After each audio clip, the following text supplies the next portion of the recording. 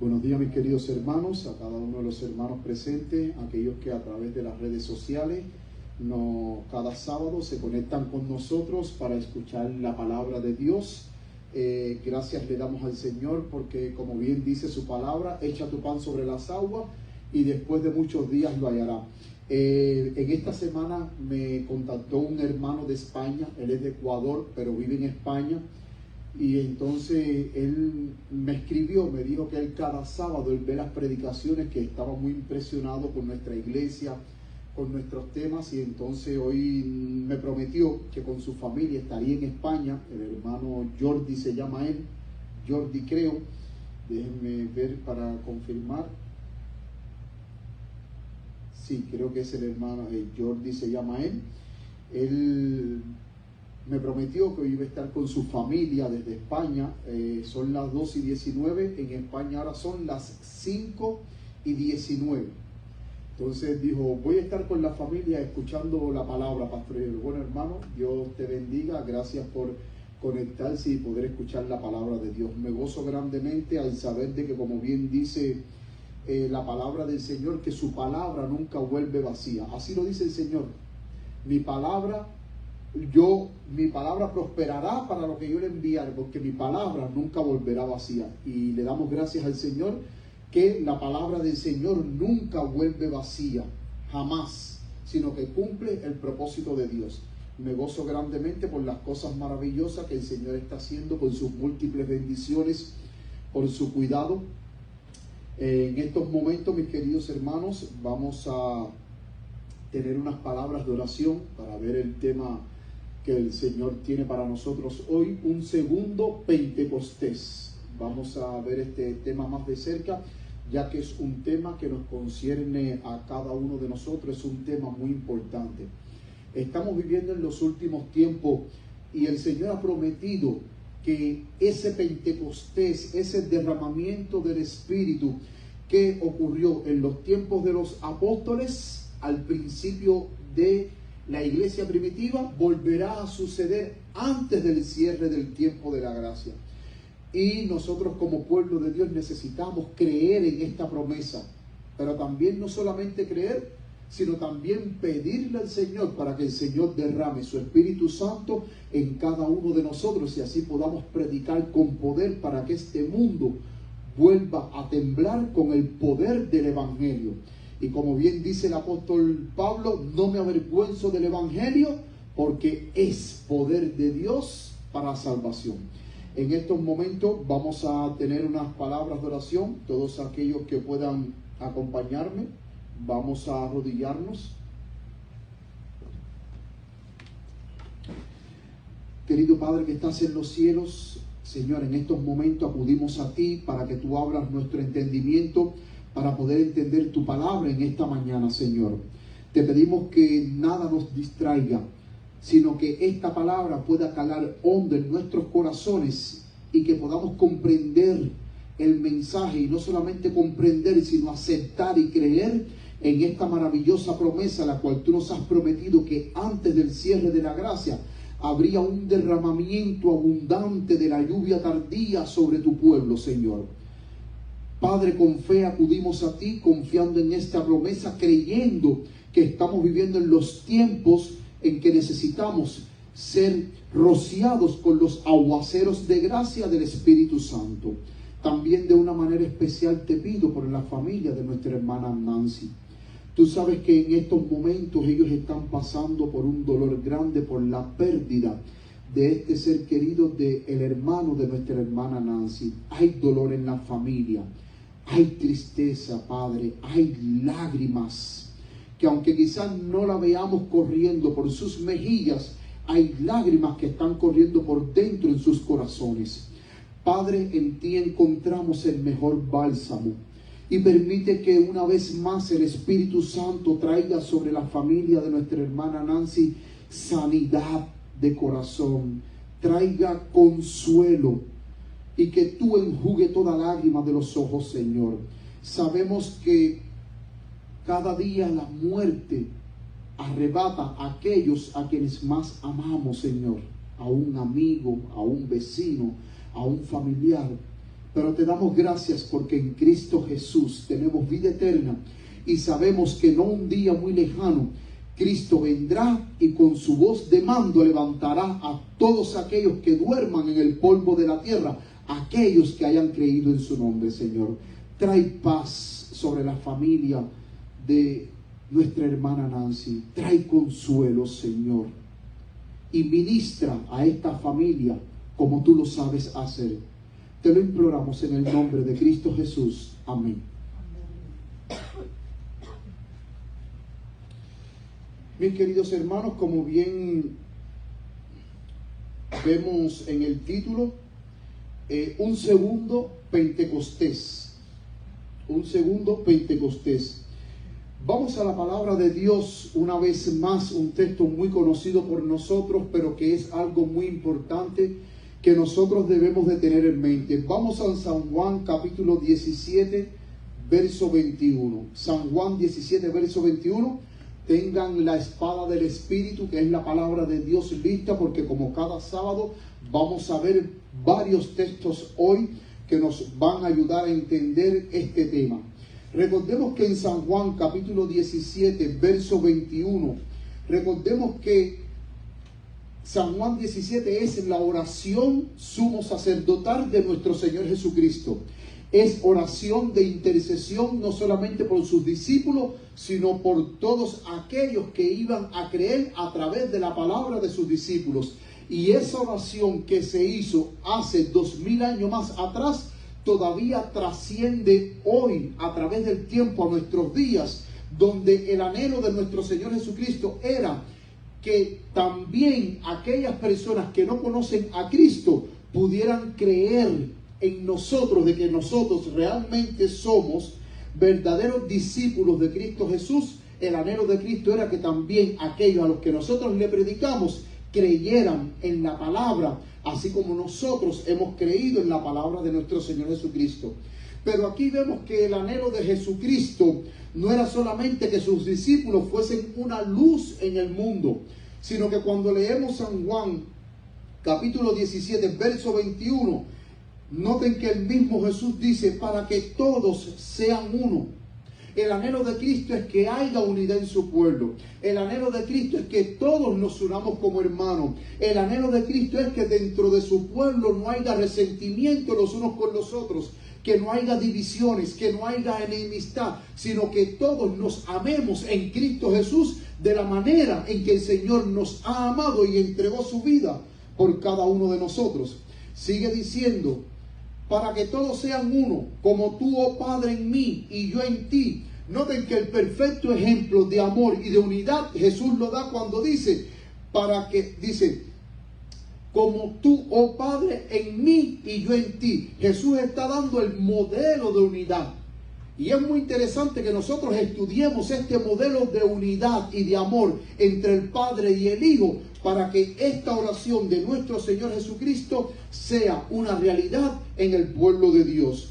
Dice que también ellos, ahora hablando de sus discípulos, Jesús dice, de la manera, Padre, en que tú y yo somos uno, ahora yo quiero que en los que tú me has dado, en los que han creído en mi palabra, que ellos sean uno, como tú y yo somos uno. Jesús quería que en sus discípulos ellos pudieran reproducir la perfecta unidad que hay entre el Padre, el Hijo y el Espíritu Santo.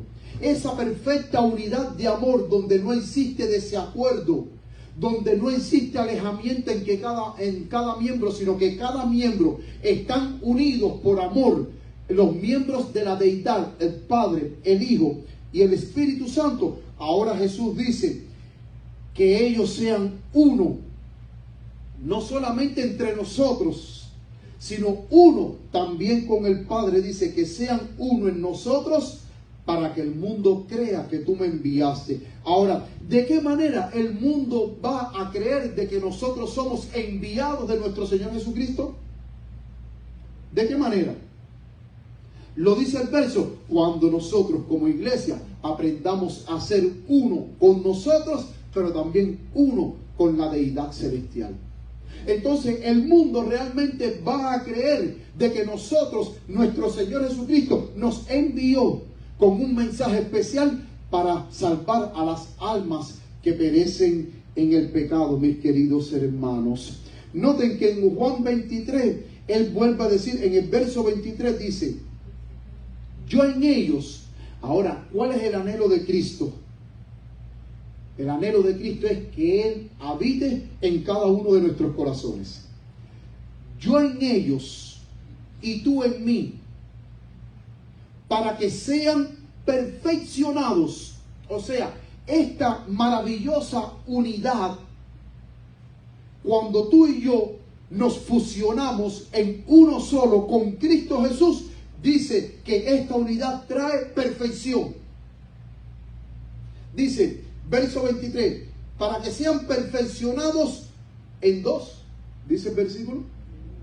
Para que sean perfeccionados en 5, no, para que sean perfeccionados en uno, y para que el mundo conozca que tú me enviaste y que los has amado, como también a mí tú me has amado.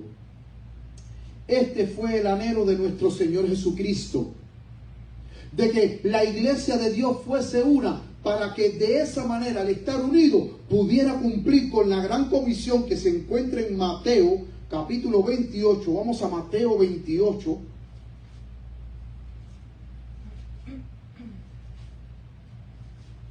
Mateo 28, del 19 al 20, dice, vamos a leer desde el versículo 18. Mateo 28, versículo 18 dice, y Jesús vino y les habló diciendo, toda potestad me es dada en el cielo y en la tierra. Por tanto, id. Noten la orden imperativa que le da Cristo a sus discípulos, que nos da a nosotros. Nos dice, por tanto, id, Danley. Por tanto, id, Daisy. Por tanto, id, hermana Nancy. Por tanto, id, hermana Ruth. Por tanto, id, hermana Mercedes. Por tanto, id, iglesia de Maranata. Y enseñen a todas las naciones y bautícelos en el nombre del Padre y del Hijo y del Espíritu Santo, enseñándoles a aquellos que vamos adoctrinando, a aquellos que les vamos hablando del amor de Cristo Jesús, dice, enseñándoles que guarden todas las cosas que yo les he mandado, y he aquí, yo voy a estar con la iglesia adventista libre de Maranata todos los días de mi vida hasta el fin del mundo. Jesús prometió su presencia no solamente a la iglesia adventista libre de Maranata. Jesús prometió su presencia a todos aquellos hijos fieles que hagan la voluntad del Padre. Él dijo, yo voy a estar con ustedes donde quiera que estén. En la tristeza, en la alegría, en el dolor. Yo voy a estar con ustedes todos los días hasta el fin del mundo. Esa fue la misión que le dio nuestro Señor Jesucristo a los apóstoles, a sus discípulos, y es la misión que hoy nos da a nosotros. Entonces los discípulos, en una perfecta unidad en Cristo Jesús, perfeccionando esa unidad, debemos de avanzar predicando el evangelio de nuestro Señor Jesucristo, pero no solos, hermanos. Noten lo que el Señor nos prometió en esta obra, no solamente su presencia. Vamos a buscar ahora Juan 14, 16. Vamos a Juan 14, 16. Perdón, Juan capítulo 14, verso 26.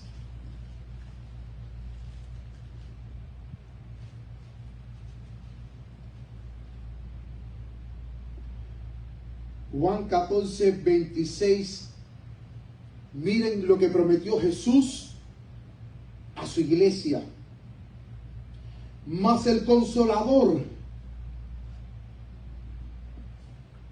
hermano, le damos gracias a Dios que tenemos un Consolador a nuestro lado. ¿Cuántos dicen amén? Amén. Dice, mas el Consolador, el Espíritu Santo, a quien el Padre enviará en mi nombre, Él les enseñará todas las cosas y les recordará todo lo que yo he dicho. O sea, que no solamente la presencia de Cristo iba a estar con nosotros, sino que también la presencia del Santo Consolador, el Espíritu Santo, iba a estar con nosotros. Y el Espíritu Santo iba a ser nuestro maestro, que nos va a enseñar todas las cosas y que nos va a hacer recordar todo lo que nuestro Señor Jesucristo ha hablado en su palabra. Entonces, para poder cumplir la misión de nuestro Señor Jesucristo, nosotros tenemos que estar unidos los unos con los otros, pero unidos también con Cristo Jesús. Y al estar unidos, cuando Dios el Padre vea esa perfecta unidad en su pueblo, entonces se va a cumplir lo que Jesús dijo ahora en Hechos capítulo 1, versículo 8. Vamos a Hechos capítulo 1, versículo 8. Miren lo que dice Hechos capítulo 1, versículo 8. Jesús les dijo a sus discípulos: pero recibirán poder. Ahora, la pregunta es: ¿cuándo es que los discípulos iban a recibir poder?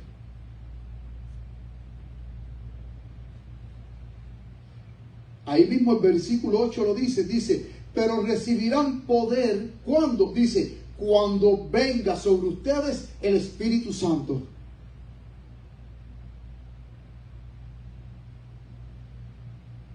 ¿Cuándo es que recibimos el poder? Cuando el Espíritu Santo viene a nuestras vidas.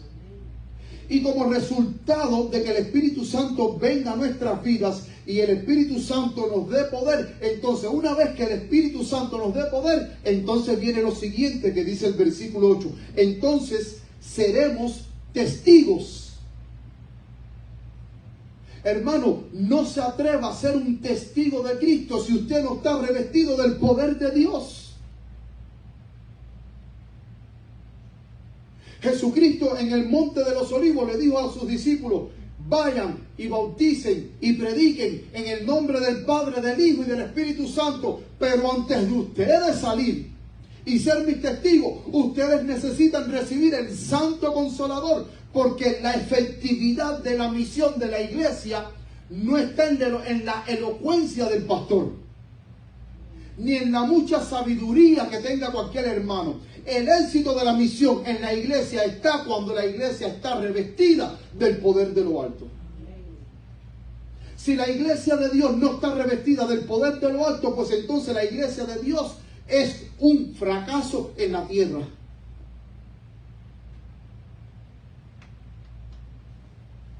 Es un completo fracaso si no está revestida del poder de lo alto. Si usted no está lleno de la plenitud del Espíritu Santo, usted en su vida no va a poder reflejar los frutos del Espíritu Santo. Pero cuando usted en su vida está lleno del poder de Dios y refleja los frutos del Espíritu Santo, las personas en usted ven una persona especial. Porque las personas en usted van a ver lo que en otras personas no ven.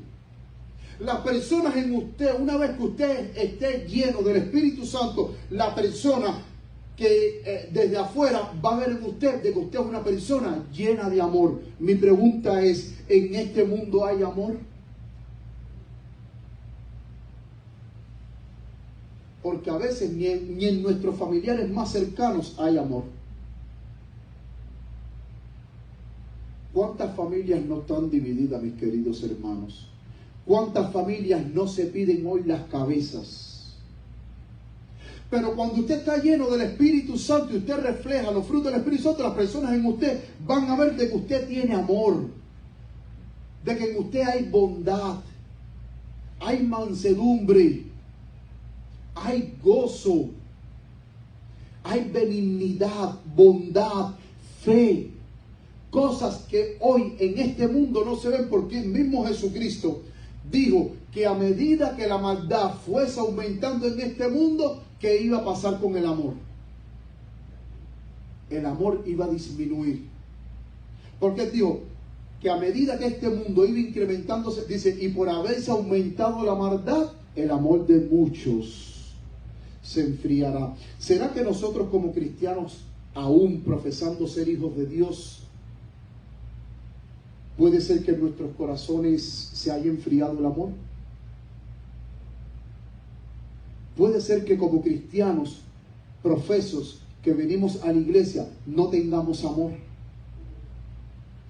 y seamos personas frías, egoístas, carentes de amor.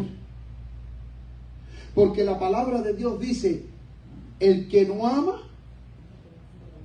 no ha conocido a Dios. Porque ¿qué cosa es Dios? Es amor. Y si usted es un cristiano que usted no tiene amor, hermano, usted todavía no conoce a su Padre Celestial. Aunque lleve los años que lleve en la iglesia, si usted no tiene amor, usted no conoce a Dios. Joel 2:28, el versículo bíblico, y después de esto derramaré mi espíritu sobre toda carne. Noten que lo mismo que dijo el profeta Joel cuando dijo, y después de esto derramaré mi espíritu sobre toda carne, y profetizarán vuestros hijos y vuestras hijas, vuestros ancianos soñarán sueños, y vuestros jóvenes verán visiones. Eso se cumplió en la iglesia primitiva. Vamos a la palabra de Dios. Vamos ahí a la palabra de Dios en el capítulo 2. En el capítulo 2, versículo, miren cómo lo que el profeta Joel profetizó cientos de años antes de los discípulos se cumplió en el Pentecostés, el día del Pentecostés. Miren lo que dice Joel 2, capítulo 2, verso 16. Verso 16. Después que ellos recibieron el Espíritu Santo, que en el día de Pentecostés, según dice el capítulo 2, verso 1, dice, cuando llegó el día de Pentecostés, estaban todos unánimes en un mismo lugar, y de repente vino un estruendo del cielo como de un viento recio, que corría, el cual llenó toda la casa donde estaban sentados, y se les aparecieron lenguas repartidas como de fuego, asentándose sobre cada uno de ellos. Y dice el verso 4, y fueron todos llenos del Espíritu Santo. Entonces, la profecía que había dicho el profeta Joel cientos de años atrás, noten cómo Pedro en su sermón magistral del día de Pentecostés, él lo reafirma, esta promesa del Señor. Vamos a leer ahora el versículo 17 del capítulo 2. Vamos a empezar por el 16. Dice, mas esto es lo que fue dicho por el profeta Joel, dice ahí el verso 16. Y miren lo que dice el verso 17.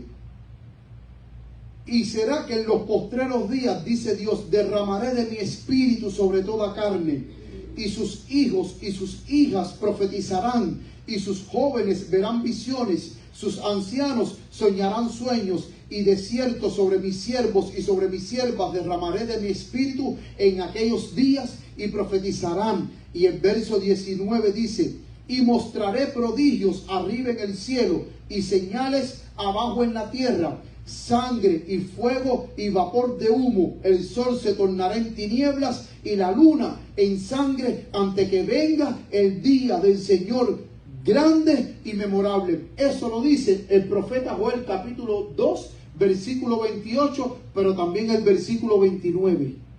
Y ahora esta misma promesa se cumplieron en los días de los apóstoles. Ellos confiaron en la promesa. Ellos tenían una misión que cumplir.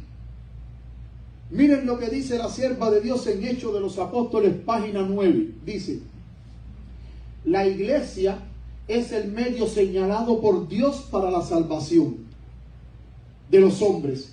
Fue organizada para servir y su misión es la de anunciar el evangelio al mundo. Desde el principio fue el plan de Dios que su iglesia reflejase al mundo su plenitud y suficiencia. Los miembros de la iglesia, los que han sido llamados de las tinieblas a su luz admirable, han de revelar su gloria. ¿Qué es lo que tenemos que hacer nosotros, los miembros de iglesia que hemos sido llamados por Dios? Revelar la gloria de Dios. La iglesia es la depositaria de las riquezas de la gracia de Cristo. ¿Qué es lo que ha depositado Dios sobre su iglesia? Las riquezas de la gracia de Cristo. Y mediante la iglesia se manifestará con el tiempo aún a los principados y potestades en los cielos. Y ella cita Efesios 3:10, el despliegue final y pleno del amor de Dios. Hemos sido llamados a reflejar la gloria de Dios. Pero también dice que Dios ha depositado en nosotros, como dice aquí, las riquezas de la gracia de Cristo. Para que como fieles mayordomos nosotros también impartamos esas riquezas de la gracia de Cristo a aquellos, mis queridos hermanos, que no conocen aún todavía del amor de nuestro Señor Jesucristo. La venida del Espíritu Santo, mis queridos hermanos, fue una realidad, porque ellos creyeron en la promesa. Pero ellos sabían de que ellos no podían cumplir la misión con éxito si no estaban llenos del Espíritu Santo. Pero ellos tuvieron una obra que hacer. Y la obra que ellos tuvieron que hacer fue una obra de arrepentimiento. Noten que en el capítulo 1 de Hechos de los Apóstoles, en el versículo 14, dice: todos estos, después que el Señor ascendió al cielo, que les dio la promesa, les habló acerca de la importancia del Espíritu Santo, y les dijo en el verso 8, donde dice: sobre vosotros el Espíritu Santo, y me seréis testigos en Jerusalén, en toda Judea, en Samaria y hasta lo último de la tierra. Jesús dijo: ustedes van a ser mis testigos hasta lo último de la tierra. Ustedes van a ir con las riquezas de la gracia del reino de los cielos, impartiéndola a nación, a toda tribu y a toda lengua. Y entonces es interesante que al ellos creer en esta promesa, dice el versículo 14, todos estos, hablando de los discípulos de Cristo, dice: perseveraban unánimes. ¿Cómo estaban los discípulos para ellos poder recibir el Espíritu Santo? ¿Cómo estaban los discípulos? Unánimes, pero ¿cómo? ¿Qué estaban haciendo? Estaban orando. Dice: todos estos perseveraban unánimes en oración y ruego con las mujeres y con María, la madre de Jesús, y con sus hermanos. ¿Cómo estaban los discípulos reunidos para recibir la plenitud del Espíritu Santo? Unidos en oración. ¿Cómo hoy debe de estar la iglesia de Cristo, que dice esperar la venida de Cristo, que dice aguardar con gran ansias ese día maravilloso cuando Cristo venga para ir a morar en el reino de los cielos? ¿Cómo es que tiene que estar la iglesia de Cristo hoy? Debe de estar en oración, creyendo en la promesa del Espíritu Santo. Miren lo que dice Mensajes Selectos, tomo 1, página 206. La sierva del Señor dice: cuando los obreros tengan un Cristo que muere permanentemente, que muere ininterrumpidamente,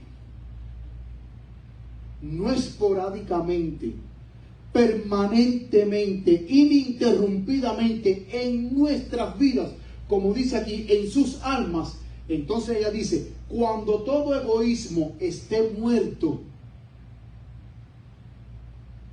Mi pregunta: ¿abunda el egoísmo en la iglesia de Cristo? Claro que sí, porque si no, ella no lo dijera.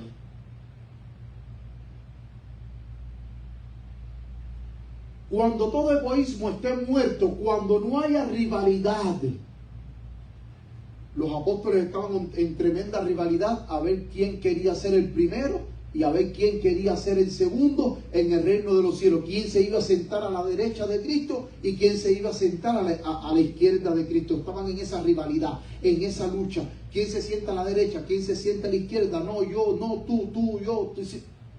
Había rivalidad. Pero ahora la profeta de Dios dice, cuando no haya rivalidad ni lucha por la supremacía, cuando exista unidad, cuando se santifiquen a sí mismos de modo que se vea y siente el amor mutuo, entonces las lluvias de gracia del Espíritu Santo vendrán sobre ellos tan ciertamente como que la promesa de Dios nunca faltará en una jota o tilde.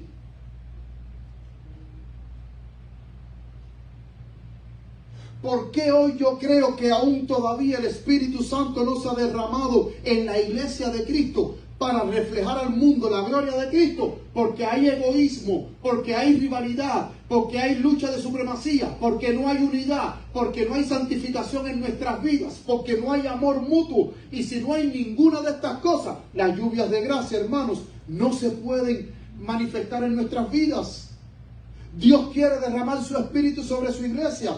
Pero el Espíritu Santo no puede habitar en un recipiente sucio. Si mi corazón está sucio, si mi corazón está lleno con la mundanalidad del mundo, si mi corazón está lleno por el amor a las cosas de este mundo, si mi corazón está lleno de egoísmo, hermano, el Espíritu Santo no puede habitar en un corazón que esté dividido. El Espíritu Santo no puede habitar en una persona que esté fluctuando entre dos pensamientos, entre el mundo y la iglesia. Y mientras que la iglesia no se decida, mientras que los soldados de Cristo no se decidan a entregarse a Cristo por completamente, seremos descalificados no solamente para terminar la misión, sino también para estar con Cristo en el reino de los cielos. Seremos descalificados. Y esto es algo serio, hermanos. Esto es algo serio. Como leíamos ayer en la reflexión de la noche, cuando recibimos el Santo Sábado en Jeremías, pasó la siega, pasó el verano y nosotros no fuimos salvos. Y qué triste es que entonces, llevándolo a nuestra actualidad, diga: vimos las señales del pronto retorno de Cristo. Las puertas de las gracias se cerraron. Cristo vino y nosotros no nos salvamos. Eso es lo que en pocas palabras nos está queriendo decir el profeta Jeremías cuando ayer nosotros analizamos ese maravilloso texto en la reflexión del Santo Sábado. Vino el verano, pasó la siega y nosotros no fuimos salvos. Sigue diciendo, pero cuando es rebajada, dice, pero cuando es rebajada la obra de otros para que los obreros puedan mostrar su propia superioridad, demuestran que su propia obra no lleva la señal que debiera. Dios no puede bendecirlos. Saben que a veces en iglesias hay hermanos que lejos de trabajar unidos, tratan de trabajar desunidos, creyendo que son superiores a los hermanos de su iglesia, creyendo que son más inteligentes que los hermanos de su iglesia, y entonces trabajan desunidos para que al final la gloria y el triunfo, en vez de ser para la iglesia, no, el triunfo es para mí. Gracias a Dios yo formé esta iglesia. Gracias a Dios esta iglesia marcha gracias a mí. Esta iglesia se ha llenado de miembros gracias a mí, porque yo soy tremendo obrero bíblico, porque yo sí sé dar estudios bíblicos. Gracias a mí esta iglesia es administrada, porque yo sí llevo tantos años de experiencia en la iglesia, yo sí he estado en 1000 juntas, yo sé cómo se dirige la iglesia y yo sé cómo dirigir al pueblo de Dios. Y entonces nos exaltamos a nosotros, pero rebajamos la obra de los otros hermanitos.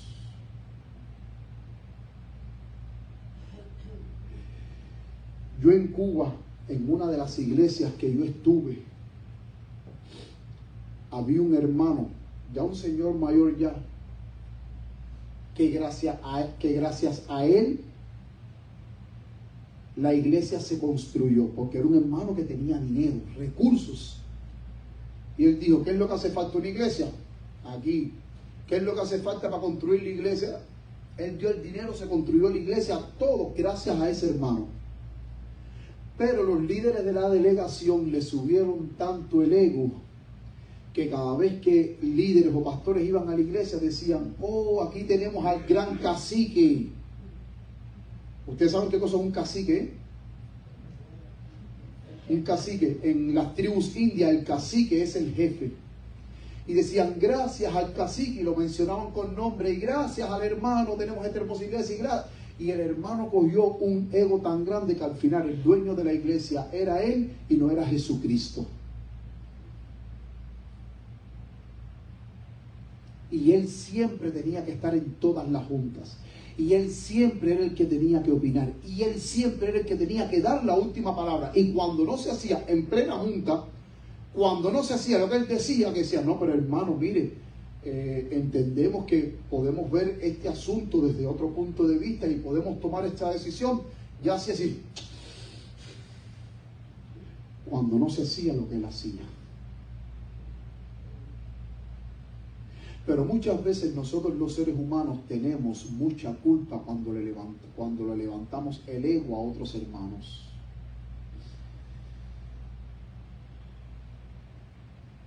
Y de verdad que este hermano, él era el cacique de la iglesia.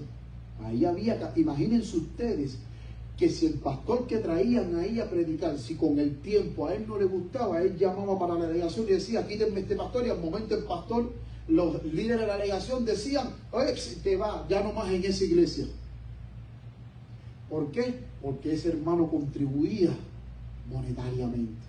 Pero cuando daba bueno. Y había que mantenerlo en un pedestal para no perder esa bendición que el hermano daba. Había que mantenerlo en un pedestal. Hasta el punto tal que su familia, siendo adventista, a veces su familia hacía lo que le daba la gana, cosas que eran dignas de censurar, y no las censuraban por tal de que él no se molestara. Pero cuando algún hermanito de la iglesia hacía algo, al momento él decía, vamos a ponerle en el banquillo a los acusados y vamos a censurarlo.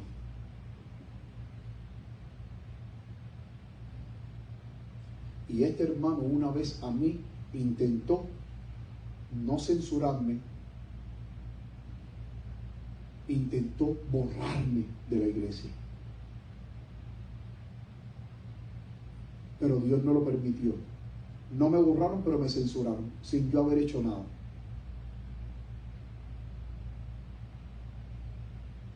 Y es triste que, como bien dice la sierva de Dios, a veces la obra es rebajada porque hay otros obreros que quieren mostrar superioridad. Hermano, esto no es a ver quién es el que sabe más o a ver quién es el que administra mejor. Esto es unidad. Y si yo soy una persona que tengo experiencia administrando la iglesia, ¿qué es lo que yo debo hacer como buen hermano? Enseñar a las futuras generaciones, porque yo no voy a ser vitalicio, yo no soy inmortal. Y hay un momento en que yo me voy a tener que sentar y darle paso a las generaciones más atrás. Entonces, si yo tengo experiencia como buen siervo de Dios, ¿qué hago? Me retiro a un lado, le doy paso a las nuevas generaciones, pero los ayudo, les enseño para que sigan avanzando la obra de Dios en el nombre de nuestro Señor Jesucristo. Y eso es lo que tenemos que hacer, hermanos. No trabajar independientemente. La iglesia no pueden existir dos cabezas, ni tres cabezas. El pastor dice una cosa, pero el otro hermano por allá dice otra, y entonces ahí se formó. Yo he estado en iglesias, hermano, que eso ha sido un campo de batalla. Que el pastor, que es la máxima superioridad en la iglesia, pero el hecho de que yo sea la máxima superioridad en la iglesia no significa que yo esté por encima de ustedes, porque yo tengo que trabajar unidos con ustedes. Y yo estuve en una iglesia donde la familia, en esa iglesia, era una familia que había fundado la iglesia también. Y hermano, cuando el pastor decía una cosa que era para bien de la iglesia, allá venía ese otro líder y decía, no, eso no es así, hay que hacer lo que yo diga. Hermano, ¿ustedes creen que una iglesia pueda trabajar así? Donde hayan, dentro de un lugar donde hayan 4 generales, ¿ustedes creen? No, porque donde hay 4 generales no puede haber buen funcionamiento, porque los 4 quieren dirigir a la misma vez.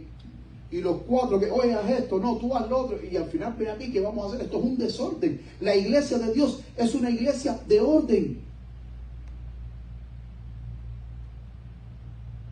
Y en esa iglesia también donde yo estuve cuando yo era pastor laico, que de vez en cuando yo visitaba esa iglesia, hermano, yo no era el pastor de esa iglesia, trabajaba como pastor laico, pero de vez en cuando lo visitaba, ahí había su pastor ordenado. Hermano, era un campo de batalla, no había unidad. Y si no hay unidad, ¿cómo cree que el Espíritu Santo puede derramarse? Porque a esa hora los hermanos quieren mostrar superioridad y el pastor dice una cosa, no, pero yo digo otra. Y la iglesia se dividió y hubo un problema grande que los líderes tuvieron que venir y sentarse y decir, hermano, aquí hay que trabajar unidos. Esto no es que la iglesia es mía y aquí hay que hacer lo que yo diga, no, aquí hay que hacer lo que diga el Señor.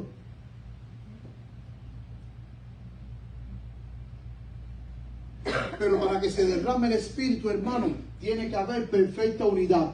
Miren lo que dice esta maravillosa cita del libro Recibiréis Poder, página 12.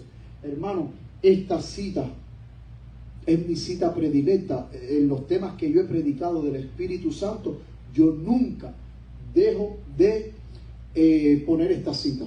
Nunca dejo de citar esta cita, hermanos.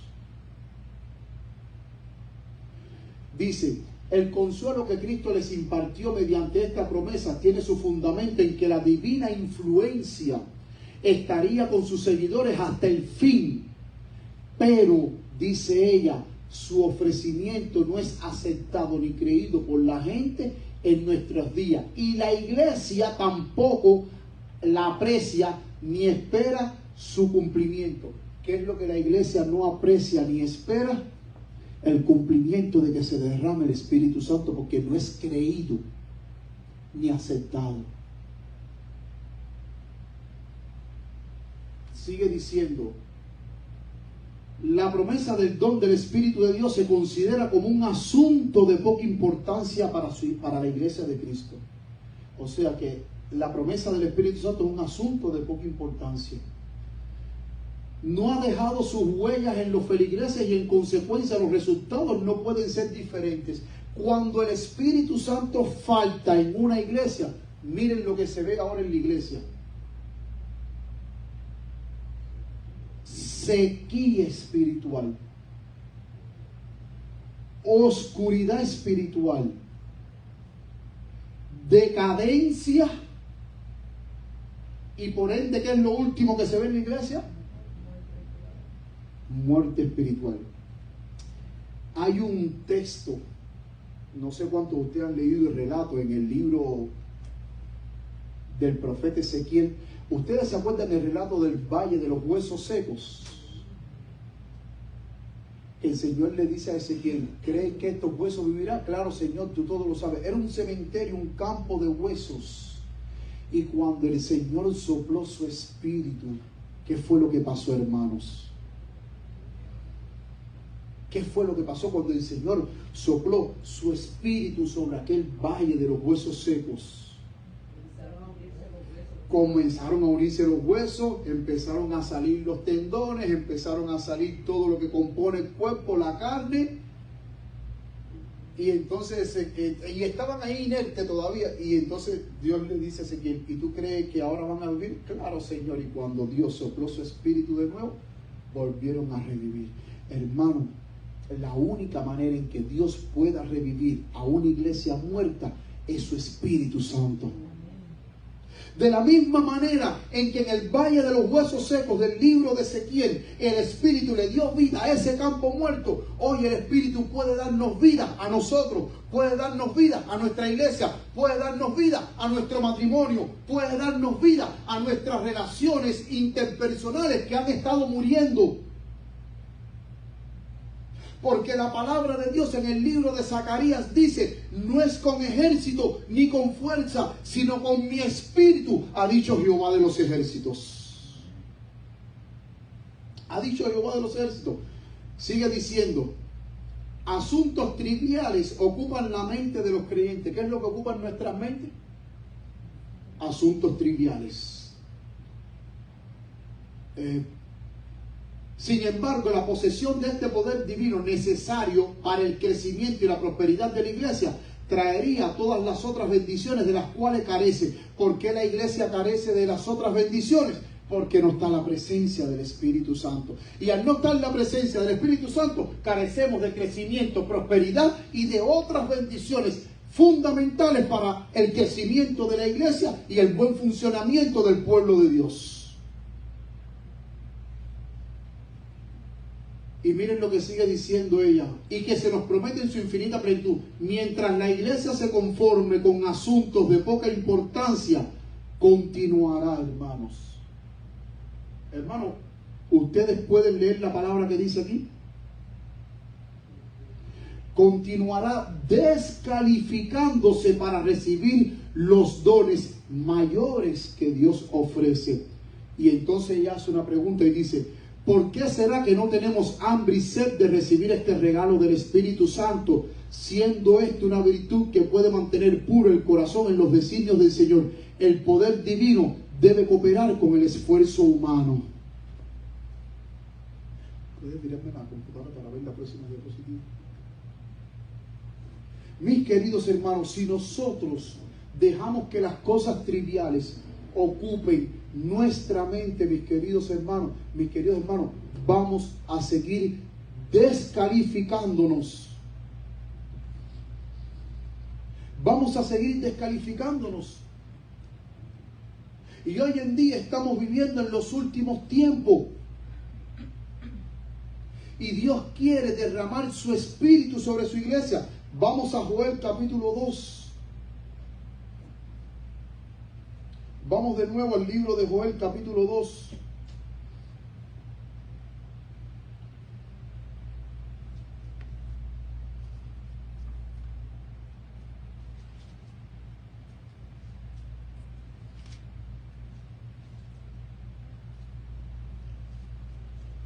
Miren que Joel capítulo 2, el versículo 1 y 2 dice, tocad trompeta en Sión y pregonad en mi santo monte, tiemblen todos los moradores de la tierra, porque viene el día de Jehová, porque está cercano. ¿A qué día se está refiriendo aquí el profeta Joel?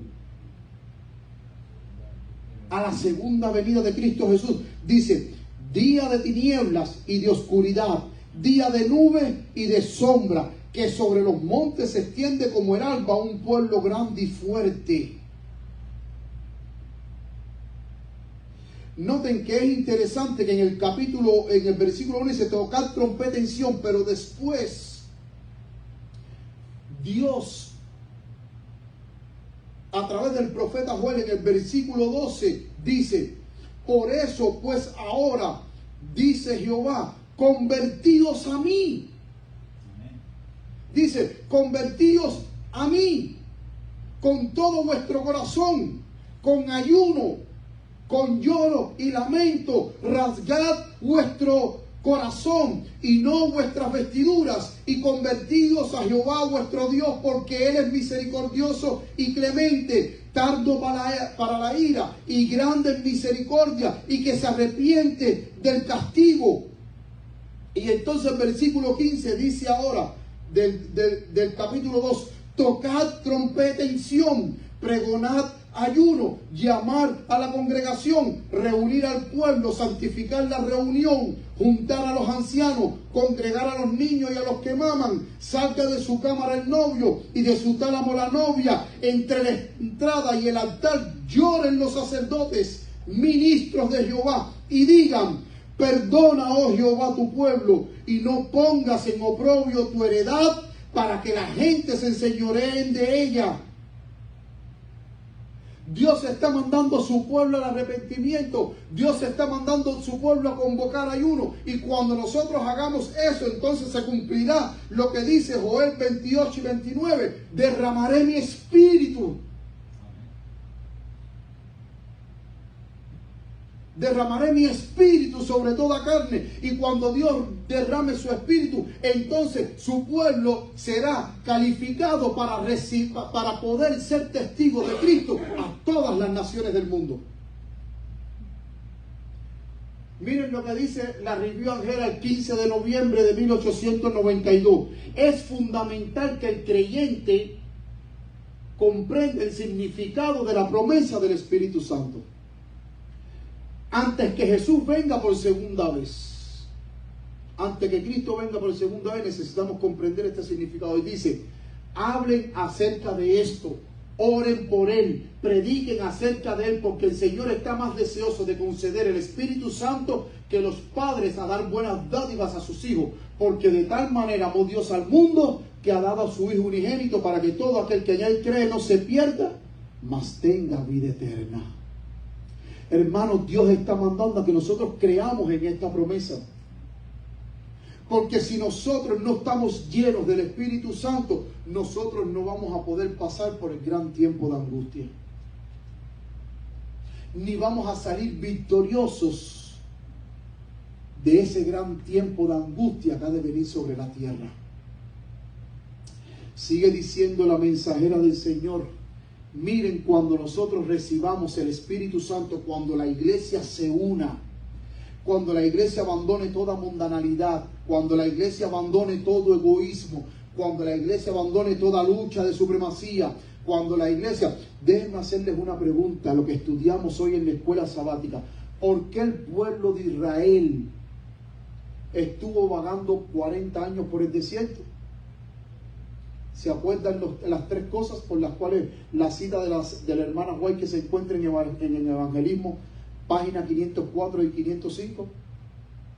¿Cuáles fueron los pecados que hicieron que el pueblo de Israel vagara por el desierto? Y es lo que ha hecho que hoy el pueblo de Israel moderno, espiritual, no entra a la Canaán celestial. Ella dice: la crítica, las murmuraciones y las rebeliones es lo que ha hecho que el la incredulidad, las murmuraciones y la rebelión es lo que ha hecho que nosotros aún todavía estemos vagando por esta tierra. Estamos repitiendo el mismo episodio que el Israel antiguo. Lo estamos repitiendo. Y mientras más pasemos el tiempo aquí en la tierra, más va a ser prolongado el sufrimiento, las luchas, las preocupaciones.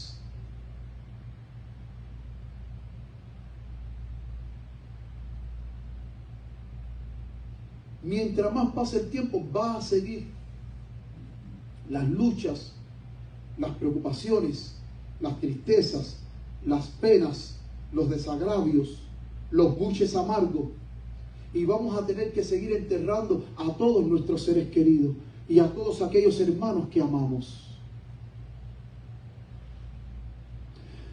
Miren lo que dice la Review and Herald: cuando nosotros recibamos el Espíritu Santo, que oremos y recibamos esa lluvia tardía que el Señor quiere derramar sobre su pueblo, para que esta mortandad espiritual que tiene la iglesia reviva a una iglesia gloriosa y viva. Miren cuán va a ser los resultados. Es con ferviente anhelo que anticipo el tiempo cuando se repetirán. ¿Qué fue lo que el Señor le mostró a la sierva de Dios que se iba a repetir en el tiempo del fin? Los sucesos del día de Pentecostés, con mayor poder que en esa ocasión. O sea que esta segunda repetición, por eso es que el título del tema se llama Un Segundo Pentecostés. Esta segunda repetición va a ser con mucha mayor poder. Juan dice, ahora ella menciona Juan 18:1. Perdón, Apocalipsis 18.1. Ella cita el texto de Apocalipsis 18.1. La sierva de Dios que dice, Juan dice, vi a otro ángel descender del cielo con gran poder y la tierra fue alumbrada con su gloria. Eso está en Apocalipsis 18.1. Y ese texto de Apocalipsis 18.1 refleja el segundo Pentecostés que va a haber aquí en la tierra antes de la terminación del tiempo de gracia. Sigue diciendo ella, entonces como en el momento del Pentecostés la gente oirá la verdad que será presentada a cada hombre en su propio idioma. Dios puede infundir vida en cada alma que sinceramente desea servirle. Puede tocar los labios con un carbón encendido tomado del altar. Ella ahora está aquí citando Isaías capítulo 6, la visión que tuvo Isaías, que en el templo vio el trono, la gloria de Dios, y que un serafín del Señor que estaba alrededor del Señor, y eso lo estudiamos en el tema pasado, tomó un carbón encendido del altar y se lo pasó a Isaías por los labios, y ese carbón encendido purificó a Isaías.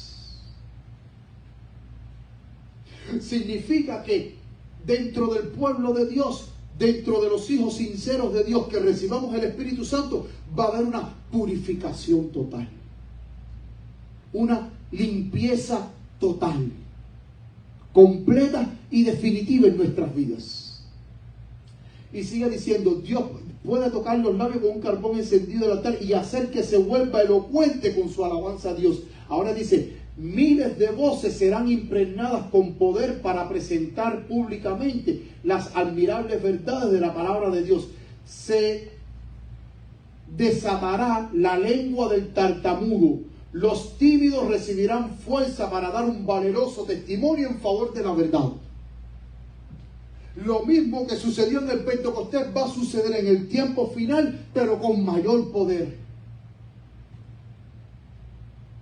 Y sigue diciendo ella en esta última cita, seguridad y paz en el conflicto. Este es el conflicto de los siglos, páginas 669 y 670. Dice ella, la gran obra de evangelización no terminará con menor manifestación de poder divino.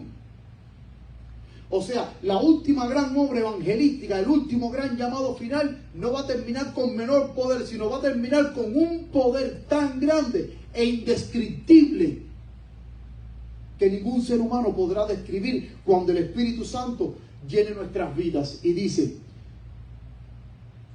que no terminará con manifestación del poder divino, que la que señaló el principio de las profecías que se cumplieron en tiempo de la efusión de la lluvia temprana que fue en el Pentecostés, dice, al principio del ministerio evangélico, deben volverse a cumplir en tiempos de la lluvia tardía. Si la lluvia temprana fue en el Pentecostés, ¿qué es lo que hoy necesitamos? La lluvia tardía. Y entonces ella sigue diciendo, cuando se derrame el Espíritu Santo, mira lo que va a pasar en ti y en mí. Dice, vendrán siervos de Dios con semblantes iluminados y resplandecientes de santa consagración. ¿Cómo van a estar nuestros rostros? Iluminados y resplandecientes de santa consagración. Y sigue diciendo, y se apresurarán de lugar en lugar para proclamar el mensaje celestial. Miles de voces predicarán el mensaje por toda la tierra. Se realizarán milagros, los enfermos sanarán y signos y prodigios seguirán a los creyentes. O sea que cuando el Espíritu Santo se derrame, mis queridos hermanos, va a ser un momento tan maravilloso donde a través de nosotros el Espíritu Santo va a hacer maravillas. Los enfermos van a sanar, los cojos van a caminar, los tartamudos van a hablar. Toda clase de prodigios van a acompañar a los siervos de Dios que estarán bañados con el poder del Espíritu Santo, predicando el último mensaje de misericordia a este mundo. Pero para poder llegar a eso tenemos que creer en la promesa.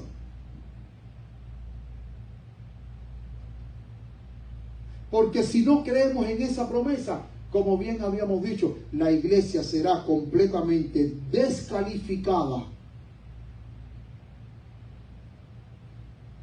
para recibir los dones mayores.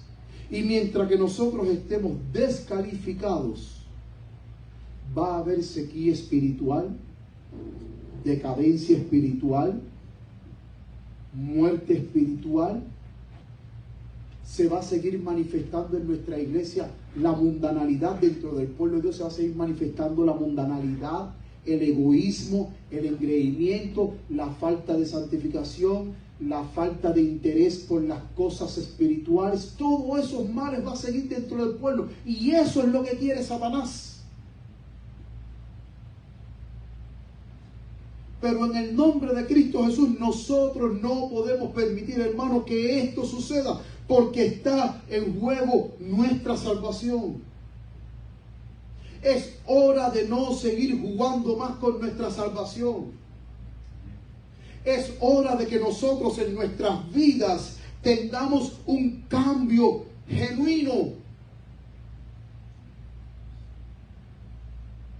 No es que con el mismo carácter que yo entré del mundo a la iglesia, con este carácter bien volátil como el de Pedro, que cuando me digan algo quiero irle a la persona, voy a seguir con ese carácter, y pasaron 5, 10, 15, 20 años y sigo teniendo el mismo carácter que cuando estaba en el mundo. No, es hora de poner un stop y de decir, de ahora en adelante yo quiero vivir la vida de Cristo Jesús. Es hora de que digamos, de ahora en adelante yo quiero ser victorioso en Cristo Jesús. De ahora en adelante yo quiero ser un instrumento de salvación en Cristo Jesús. De ahora en adelante yo le digo a Satanás que yo no voy a seguir siendo más su marioneta, que yo voy a ser un hijo de Dios para cumplir con la voluntad del Señor. Amén. Mis queridos hermanos, Dios anhela derramar su espíritu. Pero de ti depende si tú quieres recibir esa bendición del Señor. Y quiero decirles algo para que no se asombren. No todos van a recibir el Espíritu Santo. No todos van a recibir la lluvia tardía. ¿Sabe por qué no la van a recibir?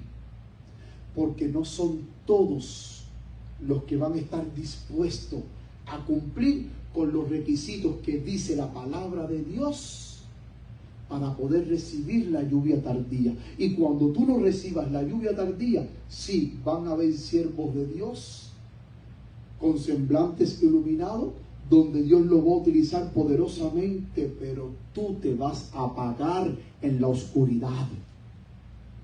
Tu lámpara, tu luz se va a apagar y te vas a quedar en la oscuridad.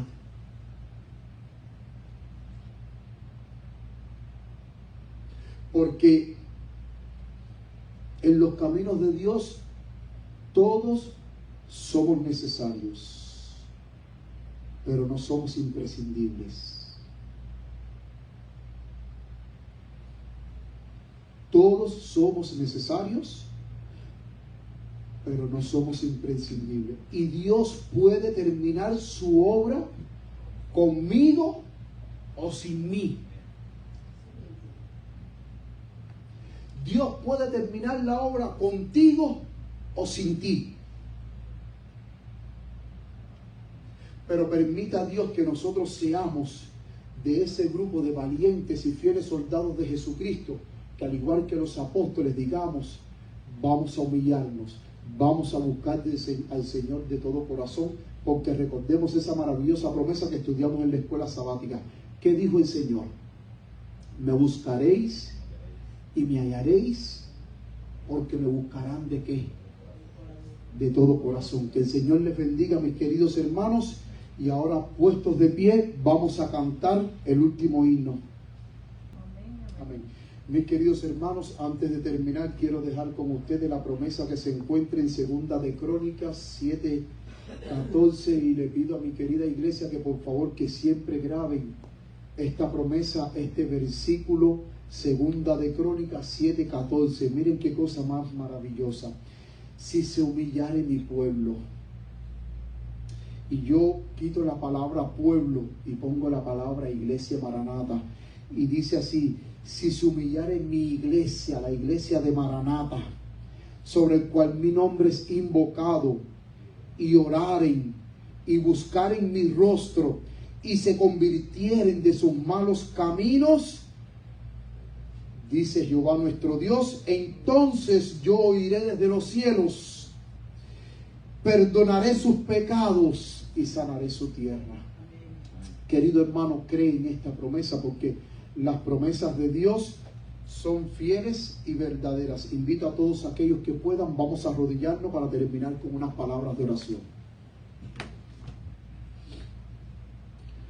Bendito Padre que estás en los cielos, Señor, te damos gracias por habernos hablado hoy. Te pedimos, Padre querido, que tú nos ayude a hacerte fiel, que tú nos ayude a buscar más de tu presencia, que tú nos ayude a estar más cerca de ti, Señor. Necesitamos el poder de tu Santo Espíritu.